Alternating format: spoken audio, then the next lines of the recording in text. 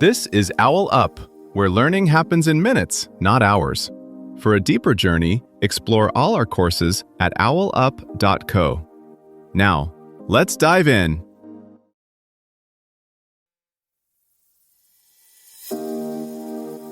Welcome to Chapter 1 of our series, The Art of Subtle Persuasion.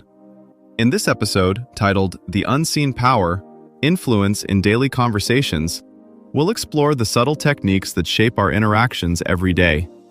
Get ready to uncover the hidden layers of influence that can make a big impact in your conversations.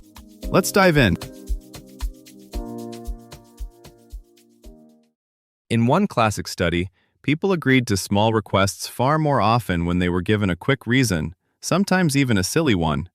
You felt this today already, in a hallway chat, a group text, a checkout line. Influence is happening there, quietly, whether you notice it or not. Most of this influence doesn't look like a persuasion technique at all.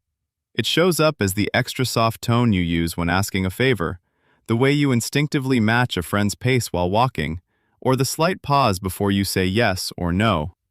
Tiny, almost invisible shifts.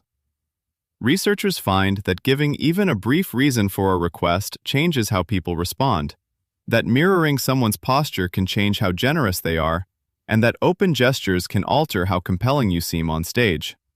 These adjustments often feel as casual as straightening a picture frame, no big deal, but they tilt entire conversations. Instead of thinking about big, dramatic persuasion moments, we'll zoom in on these micro moves, the phrasing of a single sentence, the timing of a question, the direction of your gaze when someone is deciding what to do. Some of these shifts run on scripts you didn't write. Think about how your voice changes with a boss versus a close friend, or how your "sure, no problem" text sometimes masks a reluctant yes. Those patterns are shaped by old experiences, cultural norms, and invisible rules you absorbed long before this week's conversation. Influence here isn't just about getting others to move, it's also about noticing when your own responses are being nudged. The real leverage begins when you can slow a moment down in your mind and ask, who's steering this? My choice or my autopilot?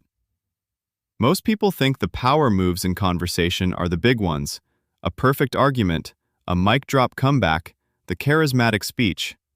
But the research points somewhere much quieter, toward the tiny levers that shape how moments feel before anyone has decided what to think.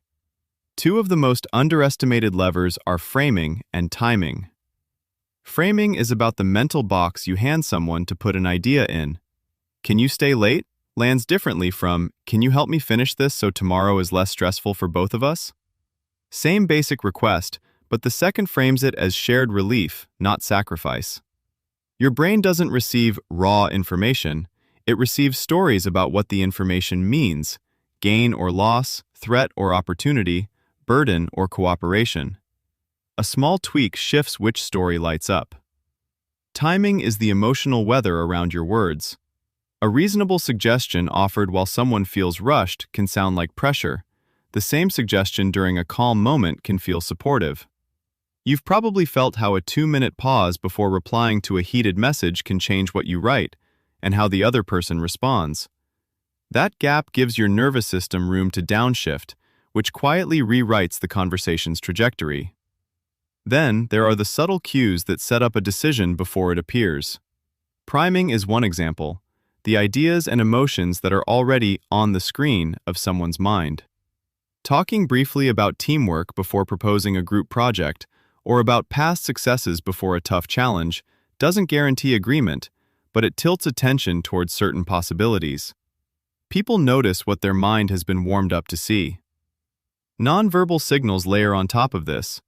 A slightly slower nod, a softer exhale before you speak, turning your torso a few degrees towards someone when they're struggling to explain themselves. These aren't dramatic gestures, yet they often decide whether the other person feels judged, opposed, or accompanied. None of this requires you to become calculating. It's more like learning to read and adjust the dimmer switches in a room, instead of only flipping the main light on and off. When you start to notice these small levers, conversations stop feeling like fixed events and start looking more like adjustable environments you co-create with the other person. You've already seen how a single sentence can tilt a moment.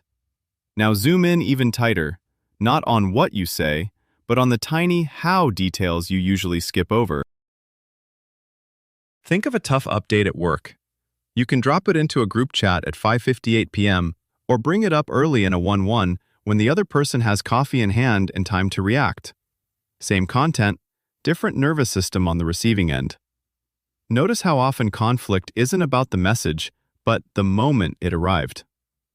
Or consider tone. Saying, "I actually agree with you," with a quick, sharp "actually," can feel like a correction. Stretch that word, soften the start. "I actually agree with you," and it lands a solidarity. One word, two emotional trajectories. Even brief priming can reshape a conversation's path. Before giving critical feedback, you might ask, "What are you most proud of from this project?" That answer doesn't dilute the critique. It anchors the person in competence before you add pressure. Sentient software will soon track pacing, pauses, and hesitations the way fitness watches track steps. Your future calendar app might suggest, "Move this tough conversation to mid-morning. Both of you decide better then." Or highlight emails where your tone drifts from your intent. As synthetic voices become harder to distinguish from real ones, the skill shifts from "how do I sound convincing" to "how do I verify what and who I'm hearing?" As you start noticing these levers, you may catch moments where silence does more work than arguments, or where a raised eyebrow redirects a decision faster than a paragraph ever could. The experiment isn't to control people, but to see conversations as living jazz sessions, each tiny note, pause, and rhythm choice reshaping what's possible next. Start with this tiny habit. When you open a chat or email you're about to send, pause and add exactly one bridge phrase from the episode, like, "What I'm really hoping we can solve here is," before your main point. This keeps you focused on shaping the frame of the conversation instead of just reacting. Do it for just one message a day. Pick the one that feels even slightly important. Over time, you'll start noticing how that one added sentence gently shifts the direction and tone of your daily conversations. This was OwlUp, your daily step forward. To keep learning with structured courses and more insights, go to owlup.co. Until tomorrow!